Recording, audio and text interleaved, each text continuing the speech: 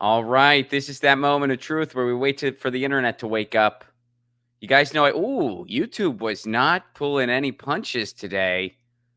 That was a really quick wake up. This may be the quickest of all time. YouTube was not. Ooh, all right, all right. Rockfin, where you at? Where you at, Rockfin? Twitter's always first. There's Rockfin. There's Rockfin. YouTube was second today by a lot, actually. I've never seen it where YouTube is this quick. And some of you who listen to the podcast later or just know this is a lull where I'm waiting for people to come in and I have to see it myself because there's no on-site producer. You're like, this horse race thing isn't that exciting for us. I get it. What's up, everybody? Good afternoon to all my East Coasters. Hope you had a wonderful lunch. Good morning to all my fellow West Coasters. How was your breakfast? Mine was okay. And good evening to everyone in an evening time zone and to everyone in the future. Australia, New Zealand, if you're out there, if you woke up early for me, it's early where you're at, right? Yeah, it is. I appreciate it. And solve climate change for the rest of us. You're in the future. You have an extra day of science. Just figure it out. Text me the solution. I'll let everybody else know. Problem solved, right? Happy Monday. Happy Music Monday. Hope everyone had a wonderful weekend. Shout out to everyone who makes this show possible. Our friends over at Indie Left. Indie Left curates all of the content creators and streamers and article writers you know and love. They have a platform that they update twice a day. So they make it easy for you. They just curate all the people you like into one big old list. And they update it twice a day. To find out everything they got going on is to subscribe to their Discord. Check them out at independentleft.media. That's independentleft.media. All right, we're going to get right into my guest today. So this gentleman is a former congressman in Florida, and now he is running for Senate against Marco Rubio. We're going to dive into everything he's got going on. Please welcome to the show, Mr. Alan Grayson. Alan, how are you? I'm fine. Was that future stuff? Was that more like Tenet or more like Loki? What were you trying to do there? Huh?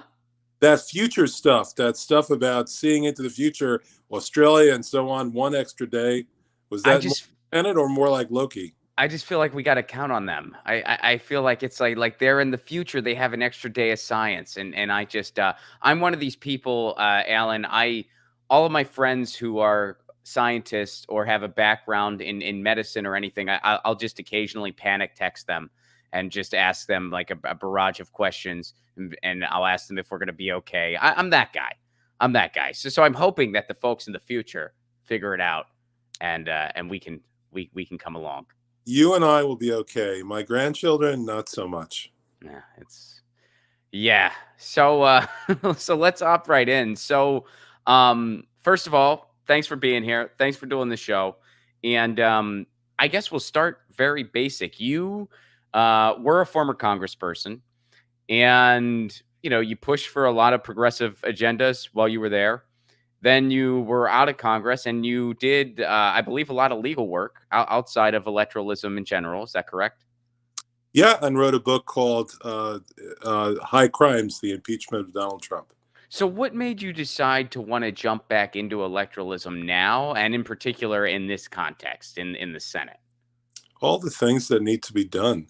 I mean, we just ground to a halt. Whether it's Mitch McConnell in charge or the Democrats in charge, it's very hard to get anything done. The country needs universal health care. The country needs legalization of marijuana. The country needs increases in Social Security and Medicare. The country needs a lot of stuff that isn't being done. And so I'm jumping back in to try to make it happen. I passed more laws than any other member of Congress when I was in Congress. I can do it again in the Senate. So let's talk a little bit about that, because a word that you hear a lot in general is bipartisanship. And all too often, the way that's applied contemporarily, that usually means the Republicans have this really terrible idea and Democrats are going to help them sell it. But through a lot of work you've done, you've actually made some progress in doing it the way it's supposed to be, where you've actually been able to get support across the parties for some more progressive things. Could you go into some of those details? Sure. I passed 121 laws through the House of Representatives in my last 4 years in the House out of 6. And if that was when the Republicans were in charge, every single time I did that, I needed about 30 Republican votes or more in order to get my stuff passed. And I had my ways to get that done. But often what I was doing is coming up with something that was in that sweet spot The Democrats could recognize it as the progressive legislation that it was, and it had some sort of appeal to the Republicans, or at least enough Republicans, so that I could get to 218 votes. I'll give you an example. We were looking at a bill that had to do with licensing offshore drilling. The Republicans wanted to license offshore drilling. So I offered an amendment, which passed, that said that the states have to permit offshore drilling in order for it to happen. I'm against offshore drilling. Most of Florida is against offshore drilling. It would destroy the beaches, destroy the vacation industry, and in general, make life miserable. But I needed some kind of hook that would pull together at least 30 Republicans. So I made it a states' rights issue for them. I said the states should be able to block these things because of, quote, states' rights, which is a buzz phrase they like, but really appealed more to the Democrats in saying that we need to keep the environment pure and clean.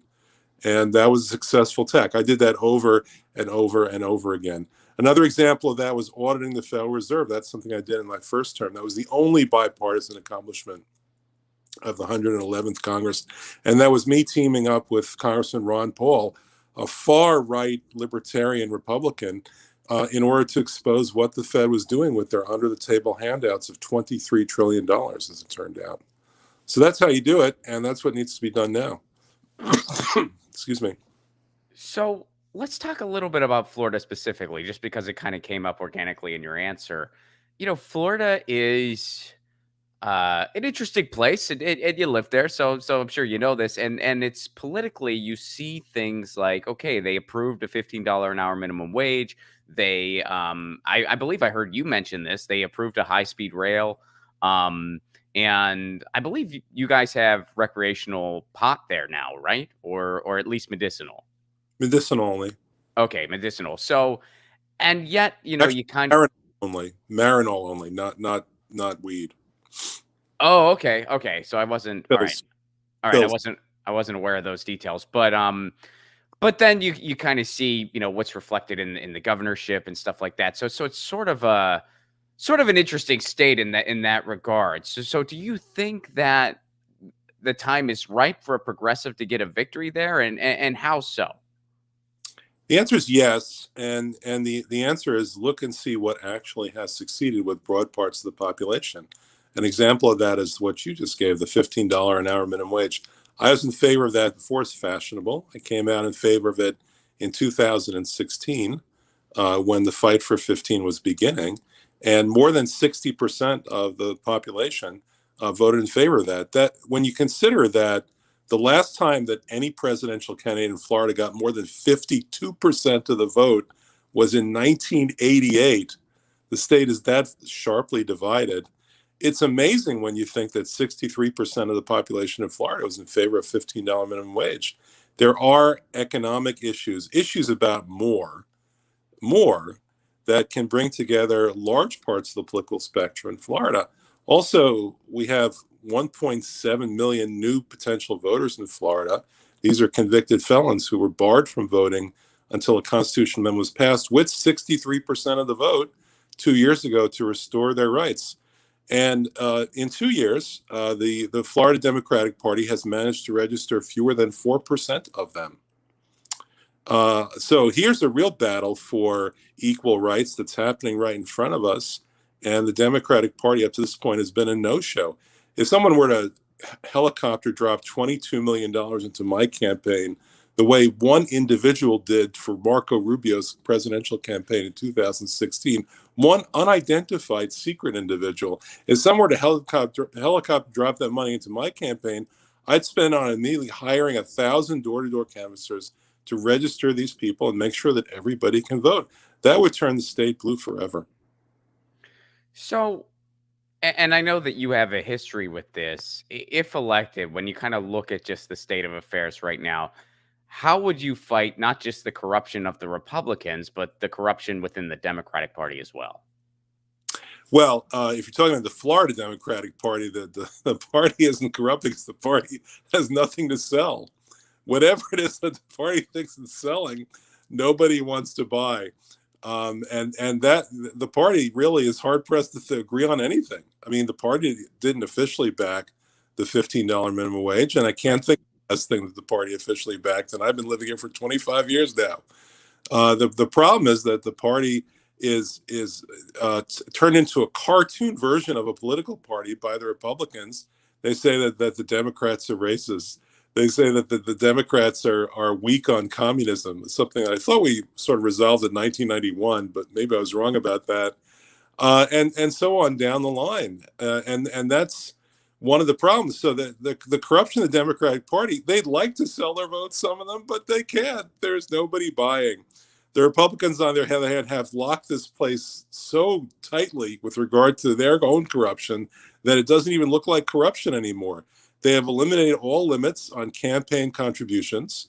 It just recently it came out through 60 Minutes that Publix wrote a $100,000 check, if I recall correctly, to the governor's campaign. And then within days, the governor made Publix the sole source of distribution statewide for the COVID vaccine. I mean, this is corruption like right in front of your face. But it's legal in Florida because the Republicans have made it that way. They are exquisite at accumulating power and then using it to perpetuate their power. And they'll do it again in the coming months when they redistrict Florida for their own benefit, even though it's unconstitutional for them to do that.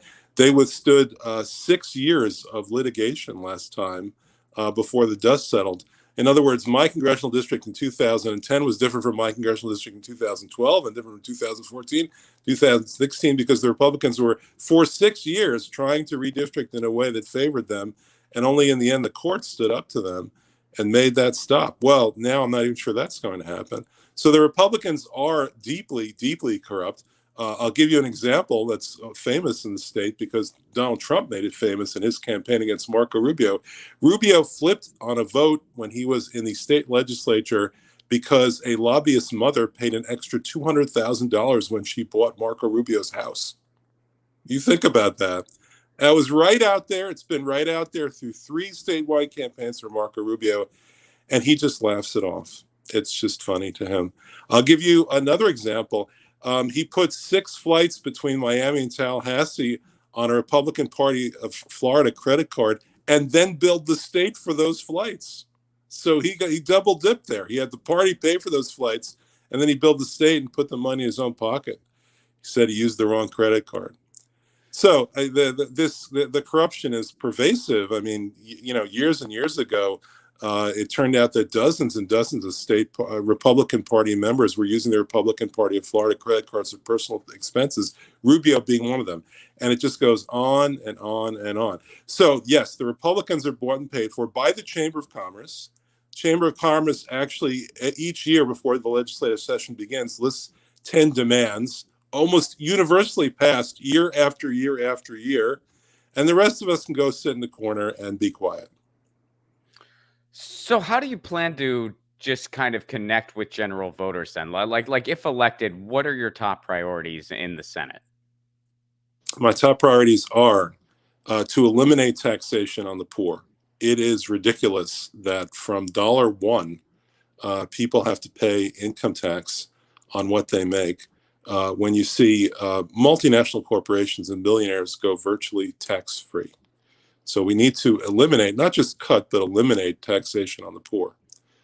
Secondly, we need to increase Social Security, which aside from those pitiful cost of living increases, would be the first increase in more than 40 years in Social Security. How would you feel if you went 40 years without a pay increase? Well, that's the way it's been for seniors.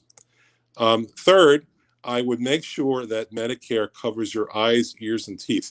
I introduced a bill to do this and got more than 100 co-sponsors, including I was starting to get Republicans on this bill. In 1965, they put 2 lines in the Medicare Act, a 40-page bill, 2 lines in the bill that said, this doesn't cover your eyes, doesn't cover your ears, doesn't cover your teeth. Nobody knows why. Nobody knows why they put this in, and we've had to live with this limitation now for almost 50 years. So I would just repeal those 2 lines. It's a 1-page bill, and I would have Medicare cover every part of your skull. As I said before, I think that it's time to legalize marijuana. It's the 21st century, not the 18th century. And we've demonstrated through useful experiments in Colorado and in Washington State then people can use marijuana responsibly. It's not a situation that we saw people suddenly jumping out of eight-story buildings the way they used to tell us when I was growing up. If you got high, you jump out of an eight-story building. Not true that car crashes quadruple. Another thing that we heard very often about marijuana. None of that's true. Turns out that people can use marijuana more responsibly than they can use alcohol, and that should be. You're right. This is the beginning of what could turn into a 25-minute answer. I'm going to stop right here. But these are all things that need to be done to bring us into the present, to bring us out of the past and into the present. And the Senate is still stuck in the 20th century or the 19th century with its filibuster, and they can't get anything done. So, do you support Medicare for all? Yes. Um, and so I guess one question I have to ask you, as somebody who stepped away for a little bit and got back in, or is getting back in, is running again. When you saw the way our entire federal government responded to this pandemic, especially in comparison to what other countries did, um, how did that make you feel? Well, you can go back and look at my Twitter feed to see how it made me feel. I was constantly referring to the number of deaths in the United States versus the number of deaths in Korea, South Korea, in Taiwan, in Singapore, in Vietnam, in New Zealand, and in Australia. These are places much closer to the source of the virus, who ran effective programs that kept people alive. And I was specific about what the problems were. I said, where is our contract tracing? Where is our contact tracing? No effort was made nationally, state level, locally. No effort was made to actually do contact tracing. That was very successful in South Korea. In South Korea, they put an app on everybody's phone that did contact tracing for them. And people bought into that. They accepted that. And when you had been exposed to somebody who had been ill or became ill, your phone told you that, and you could take appropriate precautions yourself. And whether it was wearing a mask or quarantining or whatever, where was our quarantining? It was all quote voluntary, which means no quarantining at all. We weren't doing that at all, and so on. I mean, we all lived through it. It was the worst year of almost everybody's life. Those of us who actually survived. My uncle didn't make it through; he died of COVID. But for those of us who actually did survive the year, almost everybody will tell you it was the worst year of their life, and it was all unnecessary. Unnecessary. To this day, with 600,000 deaths in America, there are fewer than 1,000 deaths in Australia. To this day, there are much fewer than 100 deaths in New Zealand. These are modern countries like us where people travel to work, they travel around, they have public transportation. They use more public transportation than we do. They have nursing homes, they have uh, public gatherings, they have restaurants, and yet they cracked the code to defeat the virus. And in the United States, the virus defeated us. And I was particularly appalled to see the people in power, including the president, the worst person in the United States, who ends up somehow being president of the United States, seeing that kind of bad behavior that encouraged. In fact, to this day, it's happening. The governor just successfully sued the CDC to prevent the CDC from regulating cruise ships to make them safe again to travel, as if that's somehow a good thing to take away the CDC's rights to make sure that people who go on cruise ships don't have to die for the thrill of it. Over and over again, we saw bad behavior, dangerous bad behavior encouraged by the Republican Party and by Donald Trump specifically, over and over again. And particularly that was true here in Florida, where the governor seems to be adamantly opposed to anything, absolutely anything that might keep people safe. Well, it's just, and first of all, condolences regarding your uncle, condolences. And to me, it was just remarkable that, and it was the entire federal government, Republicans and Democrats too. When you live in a country, there's a certain agreement that is understood. And that's one of the reasons why you pay taxes. And part of that agreement, at least what we're sold, is that should something like a pandemic happen, which hopefully it happens once a century, and it won't start happening more than that. But when a pandemic happens, society figures it out. and government steps in and lead. And you saw that in other places. You saw that, and no one had it perfect, but you saw that in the UK. You saw that in Canada. You saw that in South Korea. You saw that in Australia. You saw that in New Zealand. Here, we just decided, well, let's do next to nothing and kind of have this dog eat dog thing. We're going to have these, PPP loans available, but we're going to be really, really, really broad at what we qualify as small business. So, Steak Shack or whatever it's called might get something, but the actual small business might get absolutely nothing at all. We're not going to give people an emergency UBI no matter what. We're just not going to do it. We're not even going to give them the full $2,000 we promised them.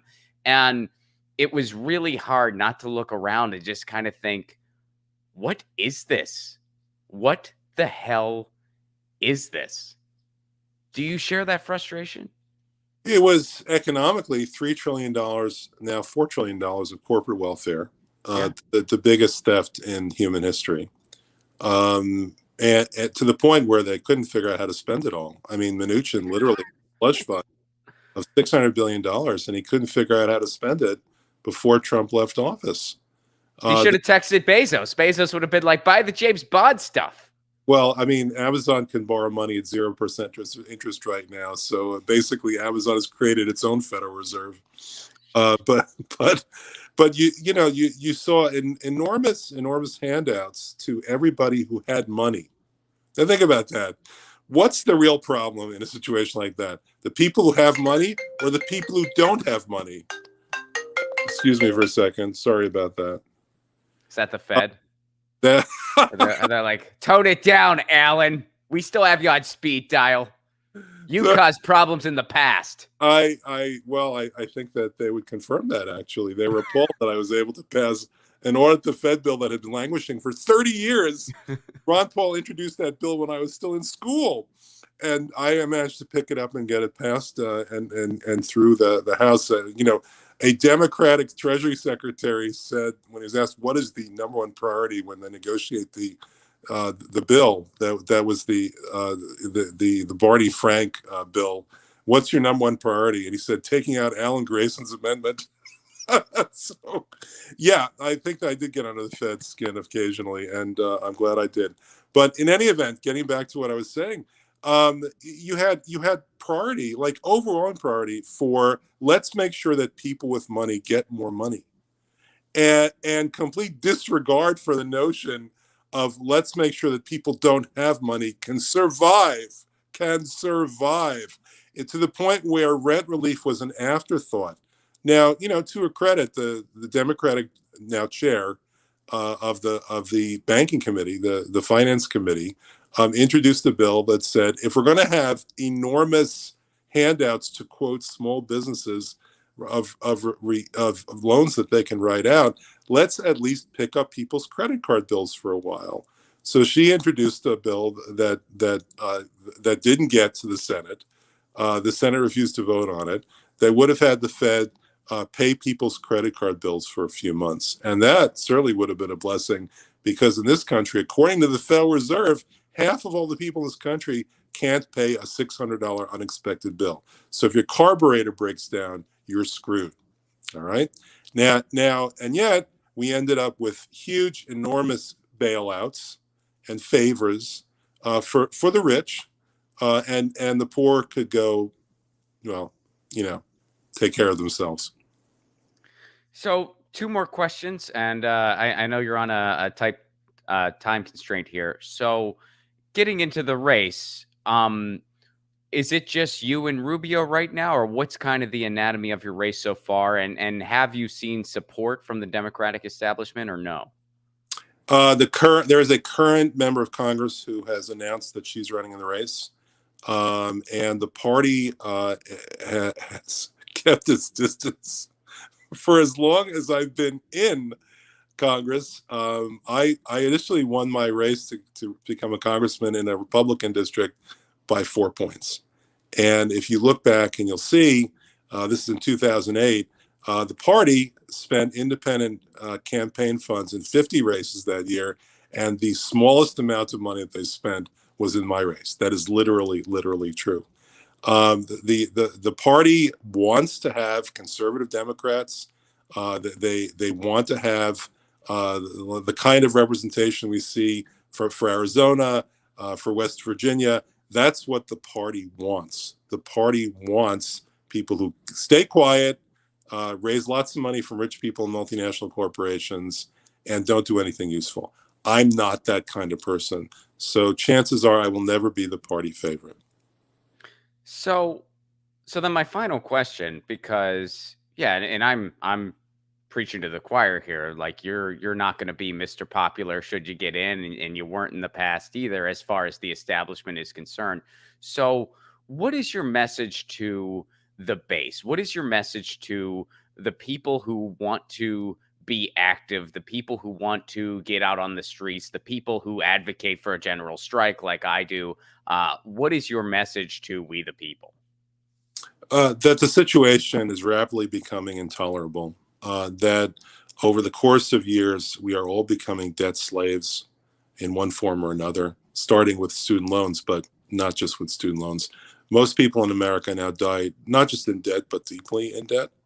And the situation cannot continue the way that it is. It's becoming absolutely imperative, as Huey Long used to say, to put a bit of the jam on the bottom shelf where the little guy can reach it, and just in general to fight the enormous growing inequality in this country, social inequality, economic inequality, political inequality, just to make the system more tolerable and humane for everybody from top to bottom. That's what needs to be done, and it can be done. I was the only member of Congress who raised most of his money for campaigns from small donors. And by the way, if you're interested, please go to graysonforsenate.org, graysonforsenate.org. I was the only one out of 435 members of Congress who raised most of his money from small donors. One person can make a difference, either by my work or through my work. And it's not a coincidence that I was also the only member of Congress who passed more laws than any other member, 121 laws through the House, through the Republican-controlled House in 4 years. Those two things are connected. One person can make a difference, and if all the little fish get together, then we can go and chase and maybe even eat that big fish. That's what needs to be done here. The people united can never be defeated. So you mentioned this before, but please, in closing here, please let everyone know again where they can go to get involved, where they can find out more about you and your campaign. GraysonForSenate.org. Is that just spelled out, just FOR? Yes, that's right. Okay. GraysonForSenate.org. Yeah. So some people listen to the audio podcast later, so I always like to make sure. I appreciate that. I appreciate that, and I appreciate what you do as well. I mean, what the internet has made possible is all these different points of view, some of which, like yours, actually make sense. And so, no longer does Fox News or CNN or even MSNBC have monopoly on what people hear, and therefore what people are permitted to think. You've expanded what's called the Overton window, the range of acceptable political thought, and that's what needs to be done here. That's the urgent thing that needs to be done. Otherwise, talking about Mr. Potato Head and nothing else. Well, thank you for that. I appreciate that very much. And everyone, it is GraysonForSenate.org. That's GraysonForSenate.org. And one more quick one. You think you're going to see Rubio on the debate stage? No, my opponents have a history using to debate me, and I think you can sort of sense why. I mean, I watched the Rubio debates against Trump, and Trump mocked the floor with him, and unusual for Trump, with actual facts. I mean, he didn't claim that Rubio's father had killed JFK or anything crazy like that, like he was doing to all the other candidates. In Rubio's case, Trump beat him with facts, and so no, I don't expect that Rubio's ever going to debate me, but that's fine. What if you corner him in an airport? That's where people have had success in the past.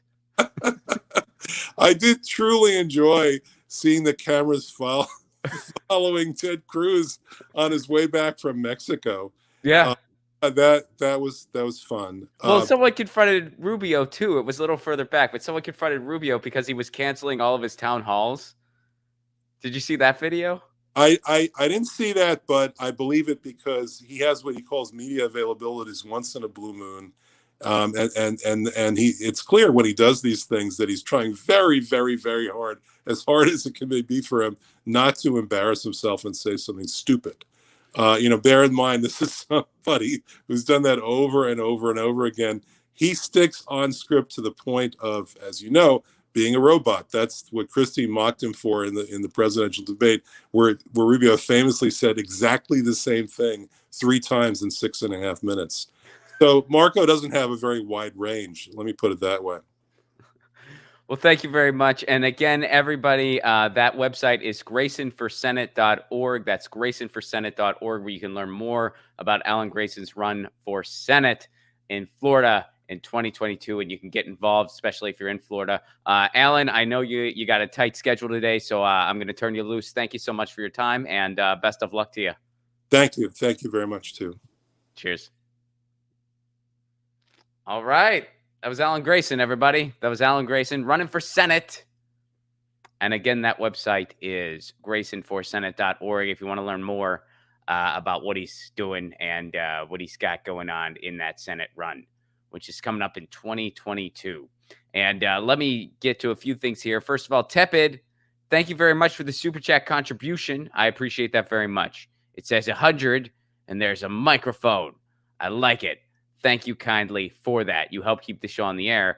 And you know what I kind of spaced on a little bit today, folks, and I apologize. I didn't queue up a pet. So if you'll bear with me, I'll queue up a pet here. You guys know I do that thing. I do that thing. But I do that thing where let me see if I could do it live here, because I forgot to do it ahead of time. I just spaced it, you know. I was like, oh, I'm talking to Alan Grayson. We're going to just be talking issues and stuff, so I don't need to prepare any graphics or anything. But I forgot. Well, no, you got to queue up someone's pet. You fool. So let me see if I can do this live. I should be able to. And if it gets screwed up, we're doing it live, as Bill O'Reilly would say. We're doing it live. Ah! There it is. I think it worked. Yeah, it did. It did. Here we go. Jenna, what's up? Jenna gives me a picture of boogers. Hi, boogers. Let me see a picture so I can know what kind of... That's a doggy. That's an adorable doggy. I couldn't see the full photo there. But that's Boogers, the dog. Boogers, Jenna's dog, which I know Jenna. She's out in Pittsburgh. Jenna, good to see you. I hope to see you again when we get back to Pittsburgh on the road. But Jenna, first of all, Boogers says wolf, and Lucy says meow, and then Lucy runs away from Boogers because Lucy's scared of dogs. Sorry, I thought that maybe at some point Lucy would be friendly with dogs, but at this point in her life, Lucy is 15 this month, folks. My cat Lucy, 15 years old. And she's taking a nap right now. She's freaking adorable. And I'll probably be doing some birthday posts for her over the weekend. But anyway, Lucy says meow, and she says meow, and then she runs from Boogers. But Boogers says wolf. Lucy says meow. Jenna says peace. And I say peace. I say peace. I say love. I say general strike. See you guys tomorrow. Peace.